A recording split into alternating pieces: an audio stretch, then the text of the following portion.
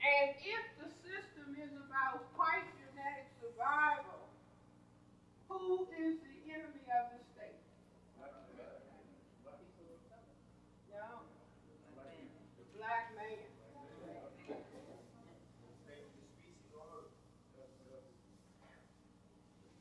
See, in a war,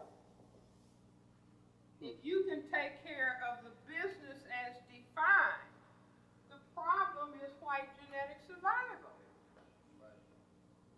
So what do you have to knock out in order to not worry about white genetic survival? Exactly. The attack has to center on the black man. Now, years ago, in the 1970s, I was teaching at Howard University College of Medicine, and I would have Neely Fuller lecture every Monday night from 8 until 1 o'clock in the morning. And it would be students and people from the community. And Mr. Fuller used to talk about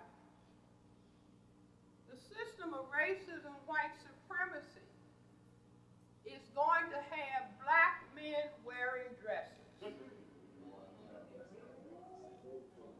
And now this is 1970, about 72, 73, and that sounded so far out.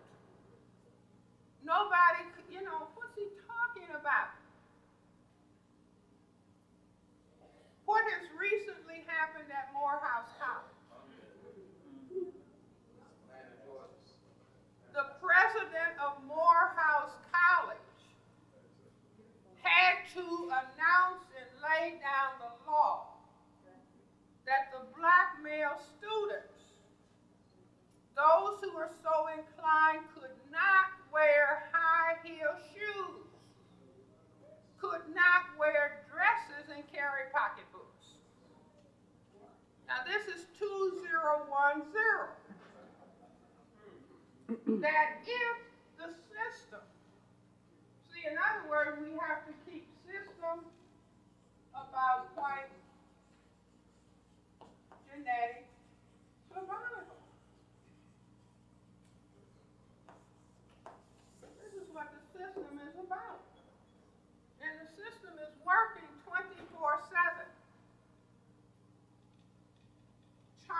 If I turn the black male into a female, can I relax about the fear of white genetic survival?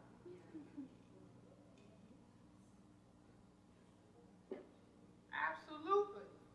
Now, I don't know what goes on here in New York. Haven't been here in a while. In D.C., we have a lot of men with their pants hanging down. In the train station, when I bought my ticket to come here, there's a black gentleman, had on some expensive clothes, had some nice luggage. His pants were down here. So he would pull the luggage like this as he got his ticket, and then he had to stop.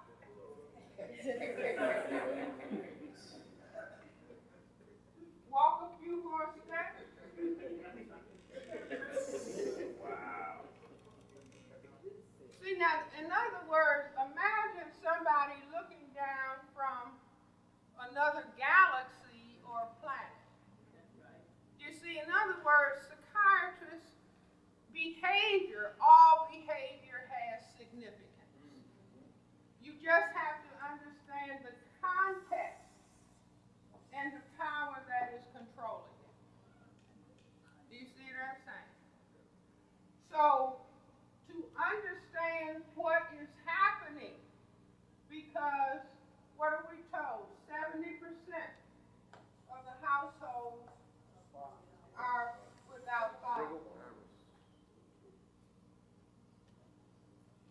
Read a book recently where a young black man is talking about having gotten into some difficulty doing a carjacking, carrying a gun at 16. And he said in the book, I had to go to prison to fathers. He said in prison was the first time he had an opportunity. Now, he didn't consciously put himself in that situation, but looking for fathers. I had a black male child say to me, you know, somebody brings a child to the psychiatrist because he's not studying or something. I had one child say to me who was about 10 or 11 years old, Dr. Welsing, I think I could do my homework if I just had an official father. Now that makes the psychiatrist want to fall under the desk and start crying. I had another child say, if I had a father, he could at least have taught me what goes on under the hood of a car. I had another child. All these children are brought into the psychiatrist because somebody says, teacher, principal, they're smart, but they won't do their homework. Or they won't study. This child came, and I said, sweetheart, don't you want to work hard in school? This was years ago. So you can help black people. And this little boy said, no. He wasn't being smart alecky. He wasn't being rude. And I said, you know, the psychiatrist wants to hear the child say yes. He said, no. And I said, why not? He said, if you try to help black people, you're going to be killed. Now, this is a little black child, about 11 years old, said Malcolm X, George Jackson. I said, IQ 265.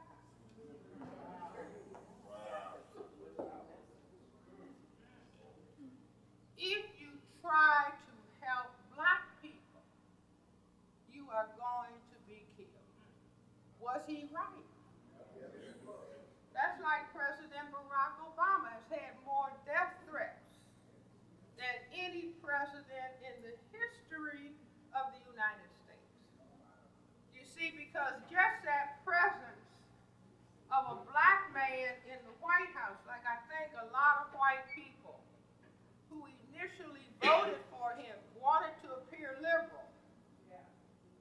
You see, but once he's in that White House, and a black man with a black wife, and a black grandmother, that's the whole package.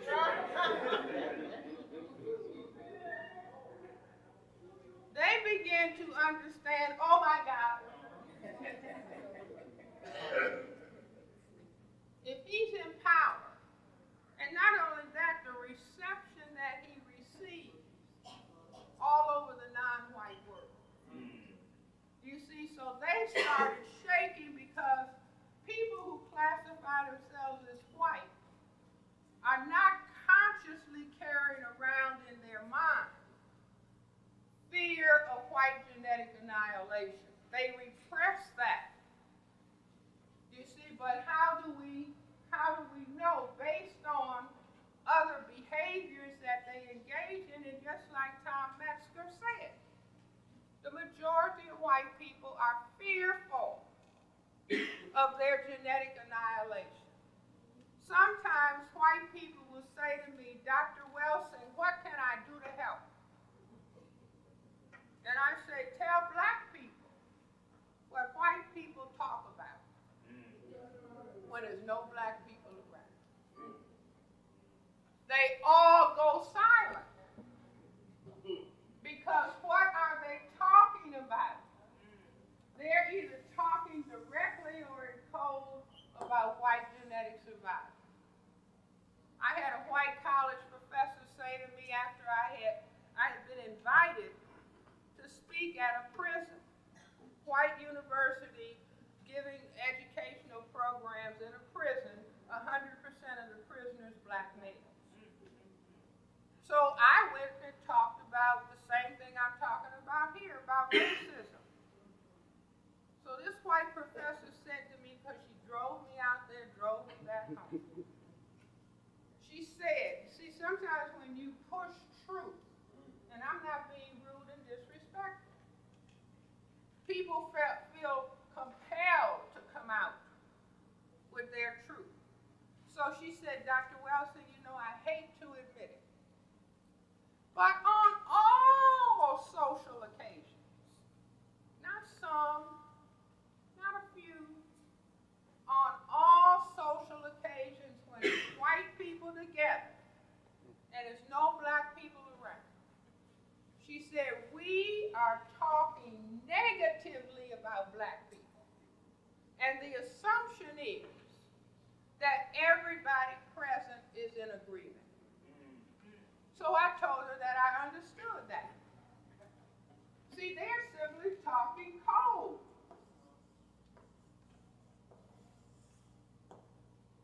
They're just talking code about their survival. They are not going to reveal it. They'll just say to us, isn't it nice that we're in a democracy? You see, but they are talking code about their survival.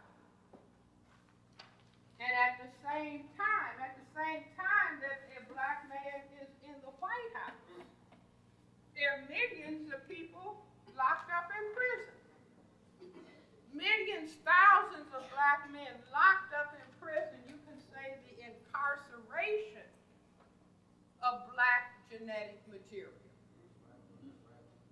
Now I say that the system 24/7 is talking about this critical problem in activity that you would not think it's talking about white genetic survival. So one Sunday, it was so quiet. I said, gee, what's happening? It was so quiet. See, when it's quiet, you can think.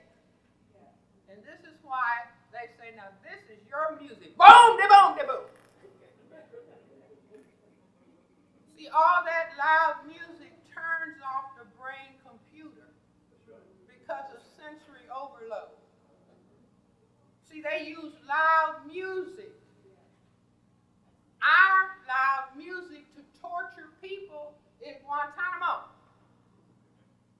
To torture people, to make them go crazy.